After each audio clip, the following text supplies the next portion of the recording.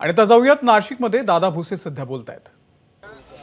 राज्यामध्ये गुंडगिरीची चर्चा खूप वाढलेली आहे। आमदार गोळीबार करता आहेत, जे गुंड आहेत ते मुख्यमंत्र्यांसोबत त्यांच्या पुत्रासोबत आपल्या त्र्यंबकेश्वरमध्ये आज संत निवृत्तीनाथ महाराजांची यात्रा सुरू झालेली आहे। आपण सर्वजण त्या ठिकाणी पहाटेच्या पूजेला उपस्थित होतो। उपमुख्यमंत्री महोदय देवेंद्रजी फडणवीस साहेब यांची आम्ही भेट घेतली। ही वस्तुस्थिती आहे आणि ज्या पद्धतीने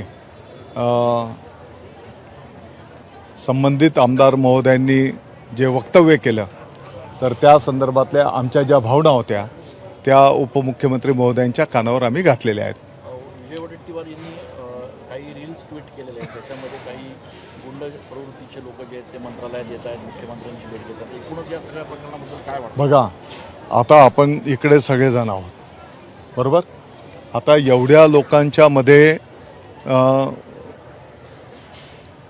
इथलंच असं मी बोलत नाही, परंतु हजारोंच्या संख्येमध्ये कोण आलेला असेल आणि मुख्यमंत्री महोदय तर ही वस्तुस्थिती आहे की ते सतत जनतेच्या घराड्यात असतात। आपण बघितलं असेल की यापूर्वी वर्षा बंगला म्हणजे ठराविक लोकांना तिकडे प्रवेश असायचा। मी कोणावर टीका टिप्पणी करत नाही, परंतु आज वर्षा बंगल्यावर सर्वसाधारण माणूस पण जातो आणि त्याच्या काय अडचणी असतील, त्याचं जी समस्या असेल ती तिकडं मांडतो। मंत्रालयामध्ये पण पाठीमागच्या काळामध्ये आपण जर बघितलं असेल तर इतक्या मोठ्या प्रमाणात गर्दी व्हायची आणि मग काही आंदोलनकर्त्यांनी तर तिकडे काय ते जाळीवर उड्या मारणं, तिकडे आंदोलन करणं असे पण प्रकार केले दुर्दैवाने। आता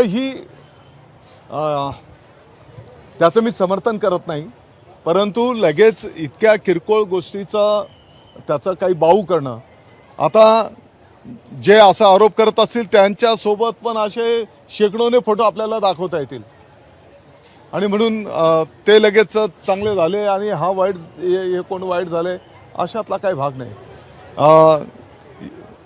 गुंड प्रवृत्ती ही गुंड प्रवृत्ती असते, त्याचं कोणीच समर्थन करणार नाही आणि आपण बघितलं असेल तर त्याच्यावर कठोर कारवाई करण्याचं धोरण आपल्या सरकारचं त्या ठिकाणी आहे। संजय राऊतांनी पण काही फोटो ट्विट केलेले आहेत, जे मुख्यमंत्र्यांसोबत होते। त्यांचं असे म्हणणे गायकवाडांकडे मुख्यमंत्र्यांचे 150 कोटी होते असा आरोप देखील त्यांनी, गायकवाड यांच्याकडे मुख्यमंत्र्यांचे 150 कोटी रुपये आहेत अशा स्वरूपाचा आरोप देखील। गायकवाड राऊतांना भेटलेले असतील, मग त्यांच्याकडे हिशोब असेल सगळा। तर राऊतांना कोण सिरियस घेत नाही, त्याच्यामुळे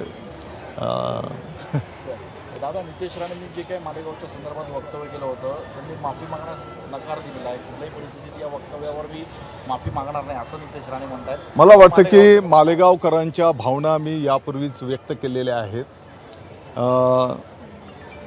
म्हणजे काही आता प्रत्येक समाजामध्ये काही वाईट प्रवृत्ती असतात, पण त्या प्रवृत्तीच्या नावाने आपण सगळ्यांना जर एका याच्यात जर त्याचं मोजदाद करायला लागलो तर कुठलंही असू दे तर ती गोष्ट बरोबर नसते। संपूर्ण मालेगावलाच पाकिस्तानचं उपमा दिलं, मग तेच मी सांगितलं की ते गोष्ट बरोबर नाही।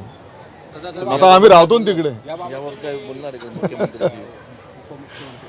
नाही, मला नाही वाटत की इतकं गंभीरपणे काही घेण्याची गरज आहे। आता काय राहिलं स्थानिक पातळीवर तर आम्ही निपटवतो ना, दादा, प्रश्न सोडवत असतो आम्ही। राज्यात मतांसाठी साडी आणि मोबाईल घोटाळा झाला असा आरोप वट्टीवार यांनी केला। विजय वट्टीवार, राज्यात मतांसाठी साडी आणि मोबाईल घोटाळा झालाय असा आरोप विजय वट्टीवार यांनी केला। आगामी हा बोला, आगामी नाही, मला त्याच्यातली माहिती नाही, त्याच्यामुळे मी त्याच्यावर भाष्य करू शकत नाही।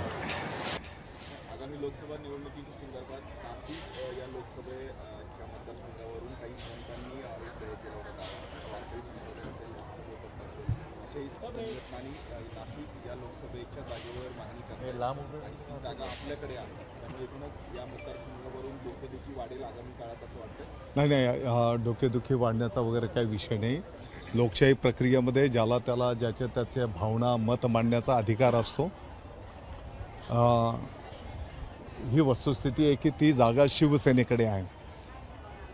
या संदर्भातलं जे काही निर्णय आहे, मग जागा कोणाला ठेवायची, कोणाला उमेदवारी द्यायची, अगदी नाशिकपासून राज्य पातळीवरचे सर्व निर्णय घेण्याचे अधिकार माननीय मुख्यमंत्री महोदय आणि वरिष्ठ नेत्यांना त्या ठिकाणी आहे. ते जे निर्णय करतील त्याचा अंमलबजावणी करणं एक शिवसैनिक म्हणून आमची जबाबदारी असेल. दादा, पण भाजपचे दिनकर पाटील गेल्या 2-3 वर्षांपासून तयारी करतात असं ते सांगतायत आणि कुठल्या स्वरूपाची उमेदवारी जाहीर न होता त्यांना आता पाठिंबा देखील मिळायला लागलेला आहे. ते उमेदवार म्हणून पुढे येत आहेत. ही जागा मी बोललो ना, लोकशाही प्रक्रियेमध्ये अधिकार आहेत, सगळ्यांना आहेत. दादा, पुण्यातून EVM ची चोरी झाली, काही माहिती आली का समोर? EVM मशीनची चोरी झाली. नाही, मला काय माहीत नाही. आपण पहाटे 4 वाजेपासून निवृत्तीनाथ महाराजांच्या त्र्यंबकेश्वरच्या यात्रेमध्ये होतो. खासदारांचा एक व्हिडिओ व्हायरल कथित व्हिडिओ खासदारांचा व्हायरल होतो, त्याच्या संदर्भात आपल्या गटातल्या काही लोकांनी पोलिसात काल तक्रार देखील दिली की आपल्यापर्यंत तो काही विषय आलाय. नाही, मी काल रात्री उशिरा आलो आणि आपण बघितलं, अरे बाबा समोरच ना. तर या संदर्भातलं मी माहिती घेतो, मग बोलतो आपण. आयकर विभागाची दादा एक मोठी कारवाई आहे. मागची 4-5 दिवसांपासून कारवाई करतात. नागपूरची चोरी होती आणि गव्हर्नमेंटचे कॉन्ट्रॅक्टर विशेष करून कारवाई केली आहे. मोठ्या प्रमाणात करोडो रुपये बेहिशोबी मालमत्ता त्यांनी जप्त केलेली आहे. आपल्याकडे याच्या संदर्भात काही माहिती? तुम्ही हे पण सांगितलं, त्याच्यामध्ये काही राजकीय लोकांचं असं आहे तसं आहे, मग त्या चौकशीत सगळ्या गोष्टी समोर आल्या असतील ना.